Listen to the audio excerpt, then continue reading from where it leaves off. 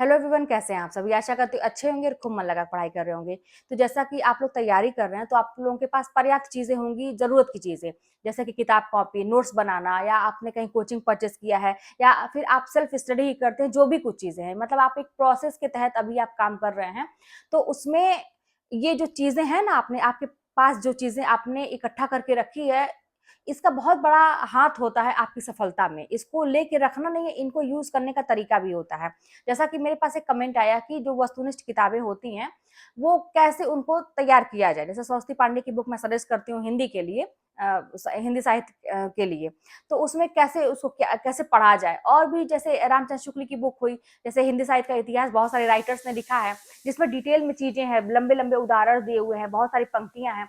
तो उन चीजों को कैसे पढ़ा जाए, व्याकरण है उसको पढ़ने का अलग तरीका है, आप जो नोट्स पढ़ते हैं उसको पढ़ने का अलग तरीका है, आप जो वीडियोस देखते हैं अपने कोचिंग का, उसको भी देखने का तरीका होता है। कितना मतलब कहने का मतलब है कि अगर आप समय उतना दे रहे हैं तो उसमें से कितना ज्यादा से ज्यादा चीजें आप ले पाते हैं, तब तो आपकी पढ़ाई सार्थक है। नहीं तो आप एक कहते हैं ना कि पारंपरिक ढंग से आप अगर एकदम स्लो स्पीड में वही जो एक ढर्रा आपने अपना लिया है उसी हिसाब से काम करेंगे, तो मान के चलिए कि बहुत पीछे रह जाएंगे। आपको स्मार्ट बनना पड़ेगा, सब चीज के लिए अलग अलग तरीके अपनाने पड़ेंगे। अब जैसे किताबों को पढ़ने की बात जहाँ पे है, तो मैं एक बात आपको पहले ही बता देती हूँ कि सबके पढ़ने का तरीका अलग होता है।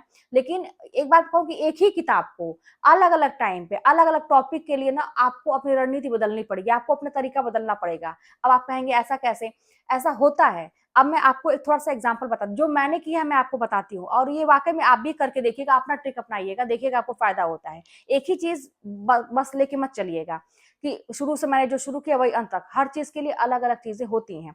अब जैसे क्या कहूँ मैं, जैसे हमारी जो वन लाइनर बुक, जैसे सरस्वती पांडे की बुक है, तो उसमें ना टॉपिक वाइज है, और उसमें आपको कोई डिटेल में बहुत सारी चीजें नहीं मिलेंगी, वो वन लाइनर है, आप एक नोट्स की तरह है। अब क्या, जब आप पहले किताब उठाएंगे और आप का बेस बिल्कुल भी नहीं है, आप जीरो लेवल पे हैं, जब आप उस किताब को उठाएंगे तो आपको कुछ समझ में नहीं आएगा, क्योंकि अभी एक लाइन में बात कुछ और कही जाती है। तो अभी उसके विषय में आप जानते ही नहीं है कुछ, ठीक है, आप उसको समझने का प्रयास कीजिए, दूसरी लाइन में ठीक उससे रिलेटेड तीन चार लाइन आपको मिलेगी, लेकिन वहीं पे तुरंत टॉपिक चेंज हो जाता है, दूसरे कवि के विषय में बताया जाने लगता है उस ऐसी किताबों में। तो आपको दिक्कत ये हो सकती है कि आप तो कुछ समझ ही नहीं पाए, आपका बेस तो मजबूत ही नहीं है, आप क्या करेंगे अब। तो ऐसी किताबों को देखिए, पढ़ने के लिए वही चीज है कि आपको हिंदी साहित्य का इतिहास हुआ या कोई भी बेस एक साइड में पढ़ना चाहिए, और ये वन लाइनर आपको कई बार दोहराना चाहिए। अच्छा, ऐसे वन लाइनर को दोहराने के लिए आपको क्या करना है कि एक ही लाइन को दो बार तीन बार पढ़ें और तभी आगे बढ़ें, ठीक है। जैसे आप रामचंद्र शुक्ल की भी बुक अगर पढ़ते हैं या किसी भी राइटर की पढ़ते हैं, तो उसमें वो इतिहास पूरा लिखा हुआ है, उसमें एक से एक रिलेटेड बातें जोड़ी गई हैं। तो वहां पे आप एक लाइन को पढ़ते हैं तो समझिए, उसको दो बार तीन बार पढ़िए, समझिए कि क्या कहा जा रहा है, समझिए हर एक किताब को देखिए, एक लाइन को पढ़िए फिर अपने आप को ही समझाइए। अच्छा ऐसे नहीं, अपनी भाषा में समझाइए। जैसे आपने उनकी रामचंद्र शुक्ल की भाषा थोड़ी क्लिष्ट, आप देखे हुए कठिन है, उनकी भाषा में आप पढ़े, एक लाइन दो लाइन पढ़े, और उसके बाद आप दो तीन बार पढ़िए उसको। पहले तो आपको कुछ पल्ले नहीं पड़ेगा कि यार क्या लिखा हुआ है, लेकिन दो तीन बार आप उसे पढ़ेंगे तो फिर आपको कुछ ना कुछ समझ में आएगा, अपनी भाषा में समझ में आएगा। अब उस चीज को अपनी ही भाषा में, जो चीज आपको जिस भाषा में समझ में आती है उस भाषा में अपने आप को एक बार फिर से समझाइए। किताब से मतलब नहीं है, क्या आप समझे उसको अपने भाषा में समझाइए, फिर आगे बढ़िए। इस तरह से थोड़ा टाइम इसीलिए ना कि ज्यादा समय देना पड़ता है रीडिंग के लिए। तो आप और पेन या पेंसिल रखिए हाथ में, एक एक लाइन पे ऐसे ऐसे, या फिंगर रख के, मतलब उसे जो पॉइंट आउट हम करते हैं ना एक चीज को, तो हमारे दिमाग में बैठता है ये सारी चीजें। तो इस तरह से आपको पढ़ना है। अब जैसे मैंने मैंने ये कहा, अभी मैंने बताया कि आपको बिना समझे आगे नहीं बढ़ना है, एक लाइन को दो दो बार या तीन बार आपको पढ़ना है, अभी मैंने ये बताया। लेकिन अब क्या होता है, कहीं कहीं ऐसा टॉपिक हमको मिल जाता है जहां पे हमको कुछ भी समझ में नहीं आता है, और हम अटके रहते हैं समझने के चक्कर में एक ही टॉपिक पे। अब आपके पास समय भी कम है, तो अब आप क्या करेंगे, अब उसी पर अटकना भी तो सही नहीं है, आगे भी तो बढ़ना है। तो वहां पे मैं क्या करती थी ना कि मैं ये सोचती थी कि एक लाइन को दो दो बार पढ़ते हुए आगे बढ़ती जाती थी। समझ में आया चाहे नहीं समझ में आया, समझने का तो पूरा 100% समझने का प्रयास करती थी। थोड़ा समझ में आया, पूरा नहीं समझ में आया, तो अब मैं उसके लिए रुकी नहीं रहती थी कि जब मैं पूरा समझ में आएगा तभी मैं आगे आगे बढ़ूंगी, नहीं। मैंने दो तीन बार एक लाइन को पढ़ा, थोड़ा भी समझ में आया, आगे मैं बढ़ी, आगे बढ़ी, आगे बढ़ती गई, बढ़ती गई। लेकिन उसी टॉपिक को इसी मेथड से कि दो दो तीन तीन बार समझते पढ़ते हुए समझते हुए कम से कम 5 से 6 बार 10 बार उसी टॉपिक को रिवाइज करना, उस पर थोड़ा सा ज्यादा मेहनत करना।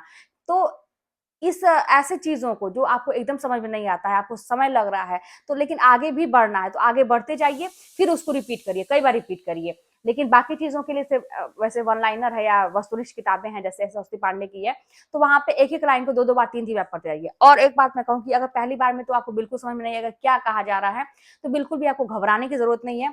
एक ही टॉपिक को 5 बार, 6 बार आप दोहरा के देखिए, आपको बिल्कुल समझ में आने लगेगा। और साइड में आप जैसे किसी की वीडियोज़ देखते हैं, अच्छा मान लीजिए आप परचेज़ नहीं किए हैं, कोर्स परचेज़ नहीं किए हैं, किसी का सेल्फ स्टडी कर रहे हैं, तो उसी जो आप टॉपिक पढ़ रहे हैं, उसको यूट्यूब पे सर्च करिए। आपको बहुत सारे टीचर्स के वीडियोज़ मिल जाएँगे उस टॉपिक पे। आप किसी का भी उठा के देख लीजिए, सबका देखने की ज़रूरत नहीं है आपको। मैं ये भी बताऊँ, 1 या 2 वीडियो, ठीक है? आपने देखा और उसके बाद से फिर आप जो है वहाँ से कुछ समझ गए, आपको थोड़ा-सा समझ में आएगा, बेस समझ में आएगा, उसके बाद वो जो आपको हिंदी साहित्य के इतिहास की किताब जो रखे हैं, फिर उस टॉपिक को वहाँ से समझिए और फिर ये वन लाइनर पढ़ेंगे तो आपका एकदम कहते हैं ना क्लियर, हर चीज़ क्लियर होगा, एकदम माइंड सेट होगा और अच्छे से आप कर पाएँगे। और फिर लेकिन बस एक बार ये करने से नहीं होगा, आपको ये प्रोसेस अंत तक जब तक आपका एग्ज़ाम नहीं होता, इतनी ही मेहनत से आपको दोहराना है। साथ में आप नोट्स बनाते हैं, आप किसी की कोर्स परचेज़ किसी का किए हैं, तो साथ में उसका नोट्स भी बनाते हैं, तो उस नोट्स को मैं तो ये कहती हूँ ना कि सजा के ना लिखिए। अगर आपके पास टाइम नहीं है तो सजा के बिल्कुल मत लिखिए। मैं मेरी राइटिंग आप देखेंगे नोट्स में, तो मैं फटाफट नोट करती थी, मेरे पास टाइम नहीं रहता था। बस ब्लैक पेन और ब्लू पेन शुरुआत में मैंने रखा था, बाद में तो ब्लू पेन से ही मैं हेडिंग भी डालने लगी, एक ही पेन से सब कुछ। बस उसको रिवीजन पे जोर दीजिए कि आप उसमें से मेन पॉइंट आपने नोट किया है और उसको भी रिवीजन करना है। तो सोचिए कि आपको क्या क्या करने की जरूरत है। अगर कोई टॉपिक आपको कठिन लगता है, तो उस टॉपिक अगर आपने कोर्स परचेज नहीं किया है, तो आप पहली बात तो उसको पढ़िए, फिर वीडियोस देख लीजिए, फिर वहां से जो आपने एक किताब हिंदी साहित्य का एक आपने मेन बुक रखी है, वहां से पढ़ लीजिए, फिर अपने नोट्स से पढ़िए और अंत में सारी चीज करने के बाद अब आपको जरूर समझ में आएगा। बिल्कुल हो ही नहीं सकता कि आपका दिमाग काम है, आपको सब कुछ बेस समझ में आएगा, अच्छा क्या कहा जा रहा है। एकदम उलझे रहिए, दिमाग को कहीं भी गलती से भी लेके दूसरे टॉपिक को मत जाइएगा या किसी के विषय में मत सोचिएगा या कहीं और ले ही मत जाइएगा। बस आप इसी पढ़ के रहिए, पढ़ाई में उसी में सोचते रहिए।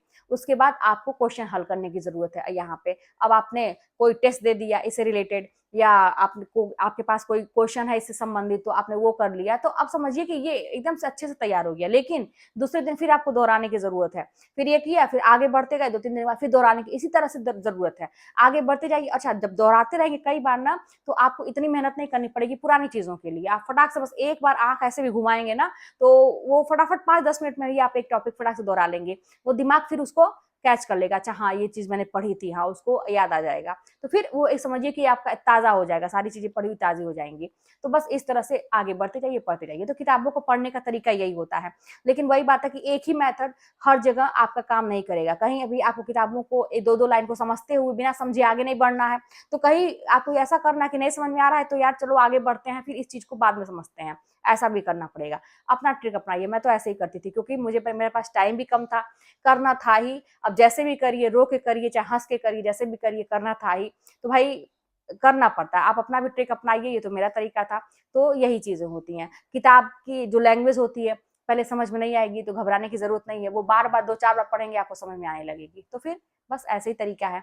आपकी नौकरी 100% लगेगी, बस आप मेहनत करते रहिए। बिल्कुल भी नेगेटिव थॉट अपने मन में मत लाइए कि क्या होगा, आगे कैसे होगा, इतने सारे लोग हैं, वैकेंसी नहीं आ रही है, कब परीक्षा होगी। आप अपना कर्म करते जाइए। देखिए ना कैसे आपको उसका फल नहीं मिलता है। तो चलिए मिलते हैं नेक्स्ट वीडियो में। कोई बात होगी तो कमेंट के माध्यम से बताइएगा।